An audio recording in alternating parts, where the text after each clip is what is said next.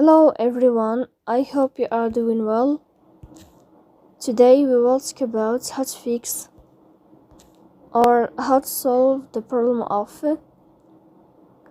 credit card on the application of Hacoo app. You will click on settings. In this page you will click on apps, default apps, app settings. In this list you will scrolling down and you find here this application of Hacoo and you will click. Then we go to first stop and you will click OK. After that you'll enter to storage. Here we click on clear cache. In the end you will turn off your phone and you will restart your phone again. So please don't forget to support us by like and subscribe.